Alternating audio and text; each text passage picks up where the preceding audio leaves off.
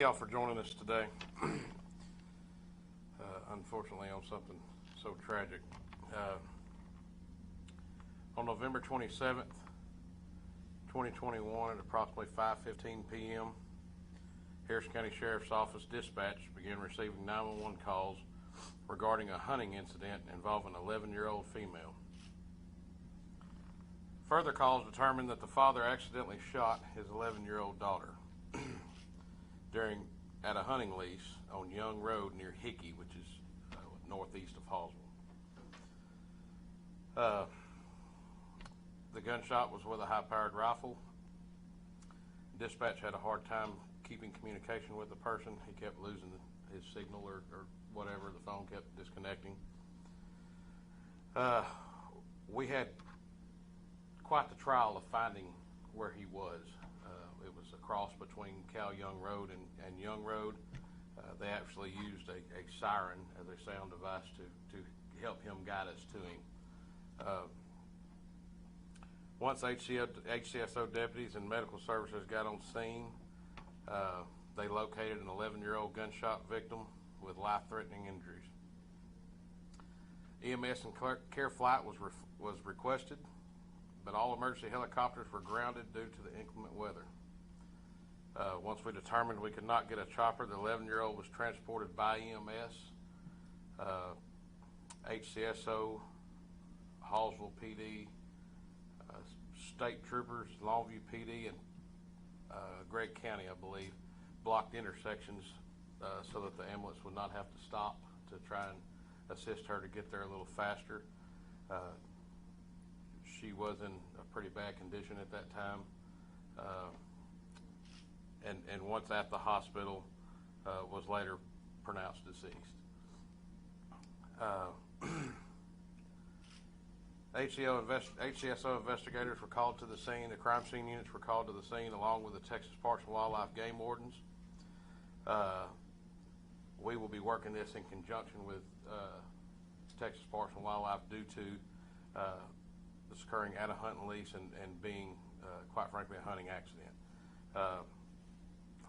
My understanding is they had actually made it back to the vehicle at the time the accident occurred. They were not still in the woods or in a deer blind or anything like that. They had spent 2 cartridges while in the stand. He remembered loading 4 into the rifle. Ejected 2 at the vehicle. Was going to clear the hammer on the gun, and when he did, it went off. We do believe at this time, of course it's early in the investigation, that it is an accident. We have no reason to not believe it's an accident at this time. Obviously it's early in the investigation, and we're going to do a thorough investigation along with TPWD. We will stay in constant contact, and as things progress, we will keep you updated.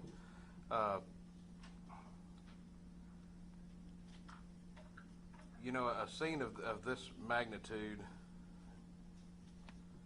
and a child this young is very trying to work without emotion. It's almost impossible. I hate to see a young person lose their life this way. I hope that this incident will bring light to many, many other families and kids and hunters and things like that to be aware of their muzzle and their muzzle safety and their awareness, treat all guns as they are loaded. Anytime a young person loses their life, it's tragic for everybody involved. Our thoughts and prayers go out to the family and friends during this time and the days to come. The young lady's name was Daisy Graceland George. She was a 6th grader at Hallsville High School. Hallsville Middle School. We have been in contact with them and the superintendent of Hallsville, and they have set up grief counselors for her friends and classmates, along with her teachers at that location. Travis George, her father, do not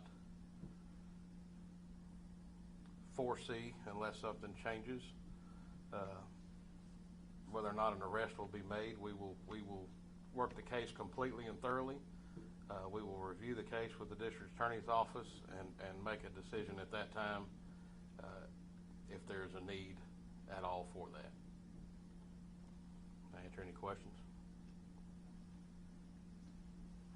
Sheriff, you said you'll be working this investigation jointly with TPWD. What will the respective roles be of the Harrison County Sheriff's Office and our game warden?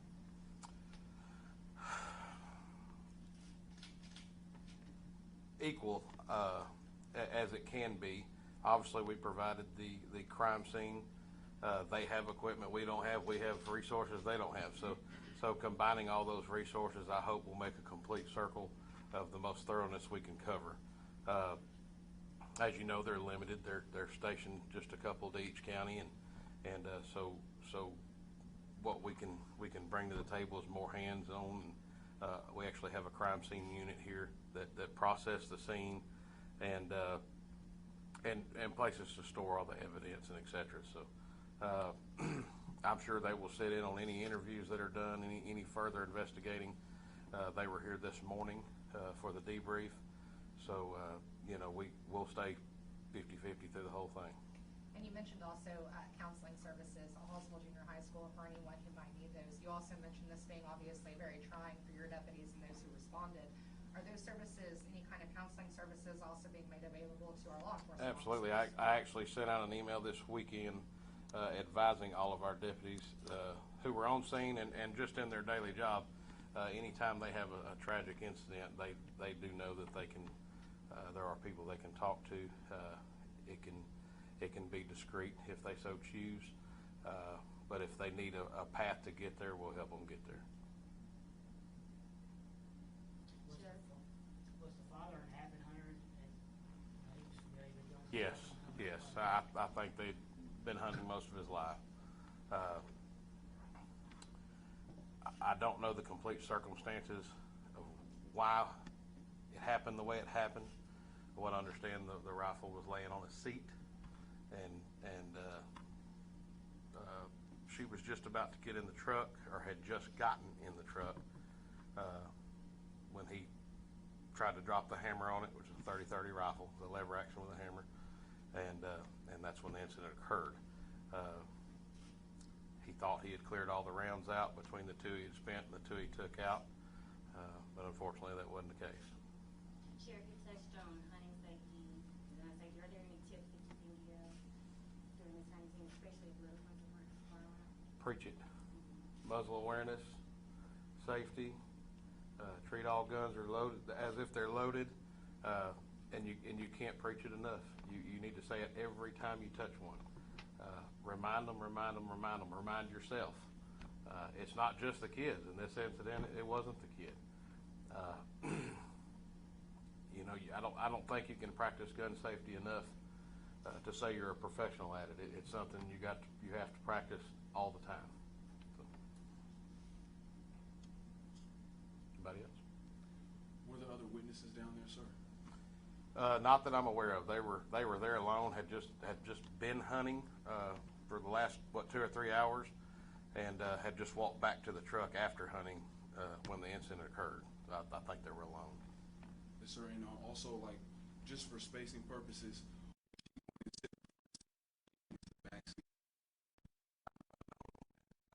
Front seat.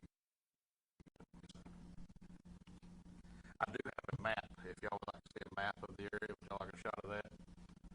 Tyler, can you change that?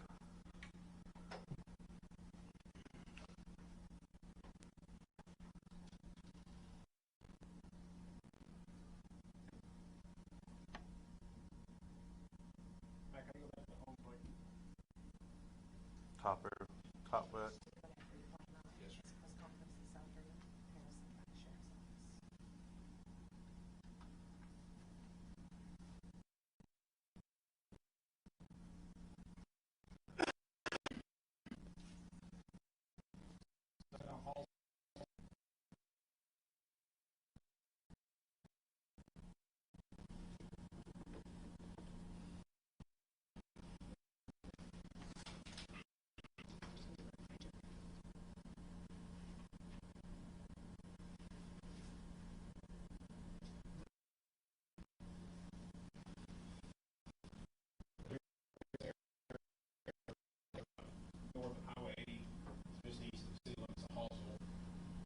there was some confusion. This is Young Road here. And like Sheriff said earlier, our dispatch believed it would be Cal Young, and we later determined to be Young Road. And the nearest intersection to the hunting lease was Hickey Road and Young Road. And this is kind of a general area where we can kind of pinpoint where the hunting lease is located at. Captain Owen, Sheriff Fletcher, you mentioned earlier today on KMHT that knowing your location when you're hunting is very important. Would you elaborate on that? You know, a lot of deer camps, deer leases don't have a 911 address. Knowing how many tenths of a mile you are from some road or another, whatever direction that is, it's probably something good to not only document for yourself, but maybe even in the camp. In the event there's a guest with you and you're the one that hurts, the guest can see where you're at. That being said, in this incident, he'd probably been there 100 times. But his adrenaline was up. He was panicking. He was scared, and you know, all those daddy creatures crept up, and he couldn't get it out between hollering on the phone and then not only that, continuously losing the signal and having to recall and recall and recall. I'm sure it upped his panic to another level. He was to guide them in using the siren, and that proved to be very helpful. I wouldn't say we haven't done that before, but I would think now we'll probably go to that a little quicker next time we can't find where someone is. And like I said, we were guessing two different roads. Cal Young and Young are very close. We just couldn't determine which one he was saying he was on. Once we discovered it was in fact on Young Road, you know, it zeroed in pretty quick. But Did you have to, or were you prepared to send units to both places, both roads? oh yeah, they were scrambling. They looking at this call sheet, there was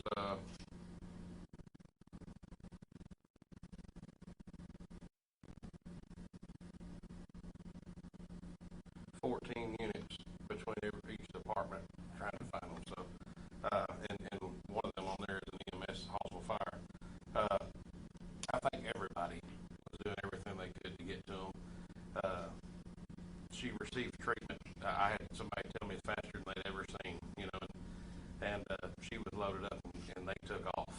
And once they discovered that the helicopter could not fly, everybody just went into another gear and immediately got her going. Blocking those intersections, there's no many minutes, no telling how many minutes that actually saved.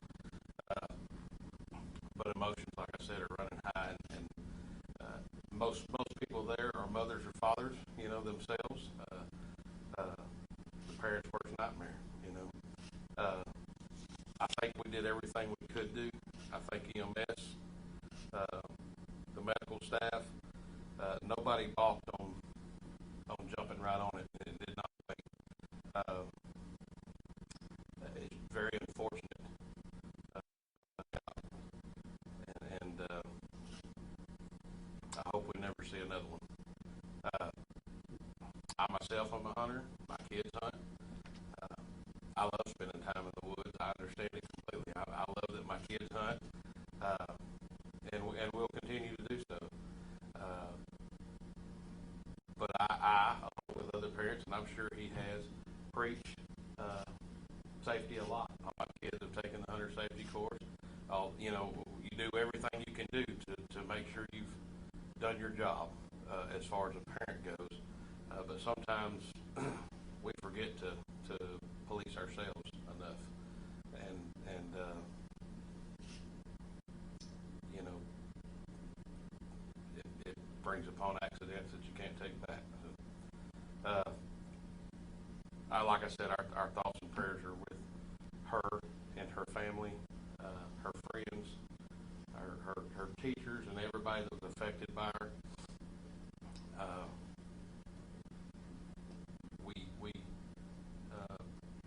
send our condolences. I do understand the Hallsville Christmas parade is tomorrow night, and her favorite color was purple.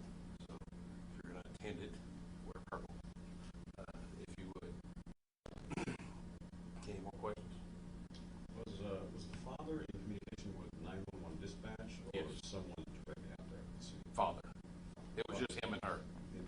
Yeah. but he was in contact with Yes. dispatch, and that's where the signal kept coming out. His phone signal kept dropping. Yeah. Unfortunately, and I will say this here lately, I have had pretty terrible reception, and I really don't know why. I guess they're working on, and that, I hate to say that, but that probably had a lot to do with it. There was a lot of places in the county where I used to get reception, and all of a sudden I don't. So they're probably working on towers and things like that, and I'm sure it didn't help the situation. How much extra time did we? To get there? Yeah, because of the failed signal.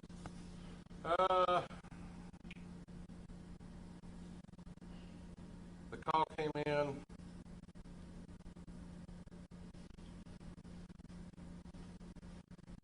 around 5:15.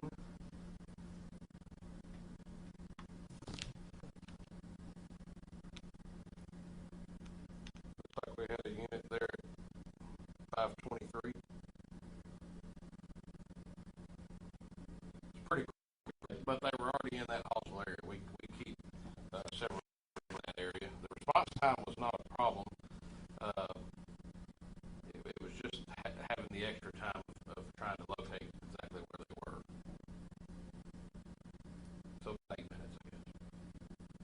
It's a long minutes in those lines. About it.